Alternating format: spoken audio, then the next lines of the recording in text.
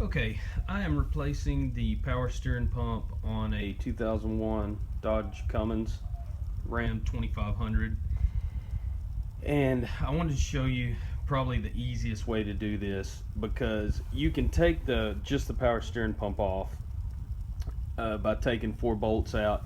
They're really hard to get to, and you're probably going to mess up the seal in your vacuum pump. So I want to show you the easiest way to take this out of there. Now, I've already pulled all this stuff apart to get the power steering pump out, but I want to show you where to start and how to get this going. First thing I did, right here, you take this off, and it sits right up here, and there's let's see, 1, 2, 3, 4 bolts there that you have to pull out. You also have to pull out the bolt that holds the engine oil bracket on. Once you get that done, you go up underneath the truck, and I'll show you.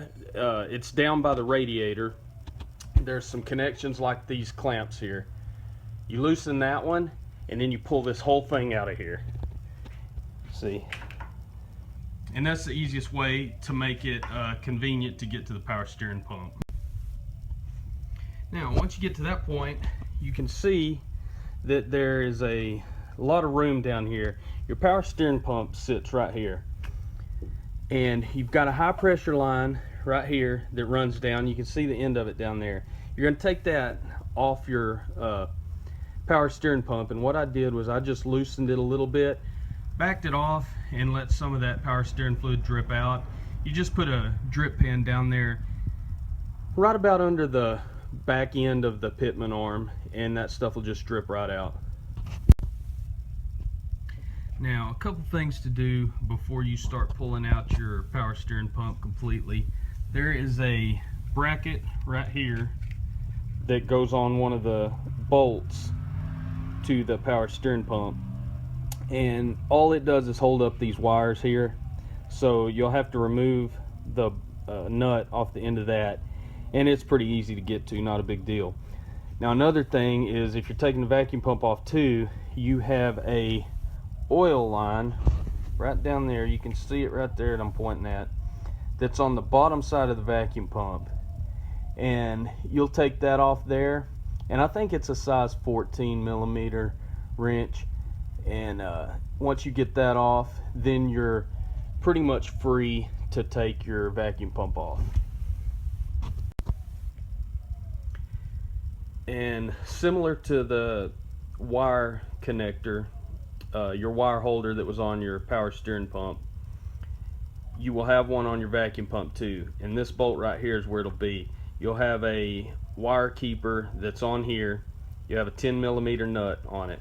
You pull that 10 millimeter nut off, and then you can take a 15 millimeter wrench and pull this stud out. Now, there's only 2 bolts that you're going to have to pull out to get this vacuum pump off. So once you've got all your hoses disconnected, you should be able to get this out pretty easy. Okay, now here's your vacuum pump and power steering assembly. I just mentioned that oil line, and it goes right here on the bottom. Now, it can be a little tricky to get off because it wants to spin there, so you can take a crescent wrench and put it on the end of that line to keep that line from spinning, and then take your nut with a wrench and twist that off too. And it's usually not real tight, so mine came off really easy. Now, looking at the power steering pump, the way it sits in the truck, you will see this is where you loosen up, and I believe it's a 15 millimeter that you take and loosen this line up, and the power steering fluid will drip out of right there, and that's probably the easiest way to drain most of the fluid out of that pump. Now, you also have to take this line off, and what it does is it wraps back around and goes in to the steering gearbox. So take it loose right here, pull it off, and then this line here, I pulled it off from the top because it's easier to get to, and I just have a clamp on it that holds it on there, so it's pretty easy. Now, it's my advice to replace these lines. If you're going to go through all the trouble to take this loose, go ahead and replace these lines. It's like $2 a foot for this stuff, and you're dealing with like 3 feet, so it's worth going ahead and changing that. And I also changed out my high pressure lines too. So get all this done at once. Now the reason that I take my vacuum pump out when I'm changing this power steering pump is because there's a seal inside here. And if you do this with this power steering pump and just pull it off and leave your vacuum pump on the truck, you are most likely, especially if you haven't done this before, you are gonna tear this seal up inside this vacuum pump. And to be honest, it's a lot easier to take this apart and take the vacuum pump out with it. So you might as well do it this way. Now what I'm gonna do is I'm gonna take these bolts out that hold this power steering pump on. I'm gonna pull it out, and then I'll show you how to replace some of this stuff in the vacuum pump. Okay, I pulled that off. 4 bolts, one's a 17 for some reason, the others are 15. Anyway, here's your shaft that goes into your vacuum pump. And there has to be a seal around this shaft because you get oil in your vacuum pump to keep it lubricated.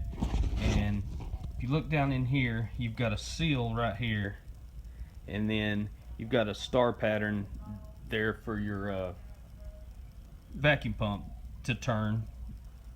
And you can see, well, I don't know if you can see, but that seal there is kind of wallered out, and so you better replace it. I mean, I think this costs 80 bucks for the kit, but if you don't replace it and this seal is broken when you put your new power steering pump on, you're going to leak oil everywhere, and you'll do a whole lot more damage to your motor that way.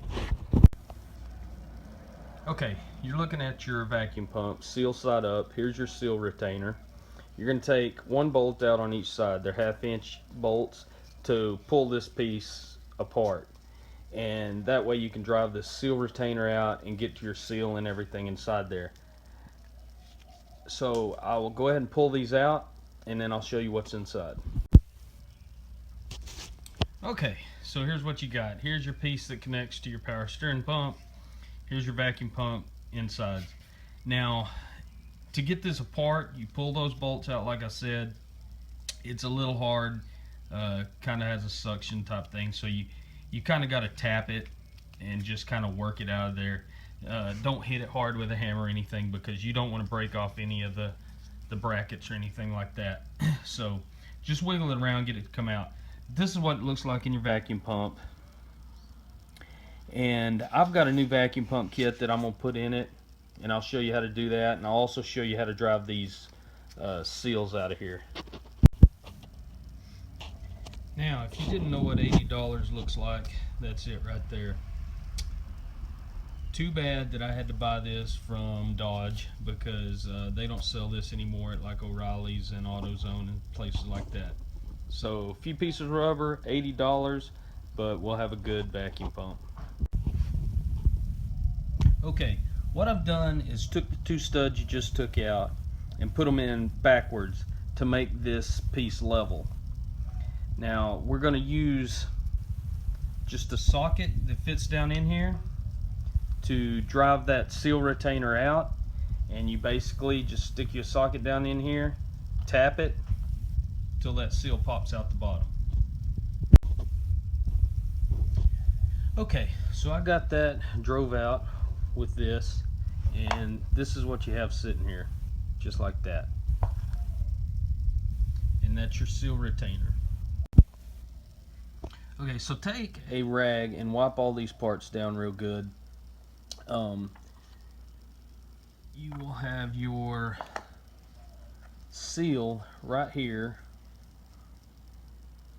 and you can take that seal out with a little screwdriver or whatever. Try not to nick anything up too bad, but you're going to replace that seal with the new one that you have in your kit.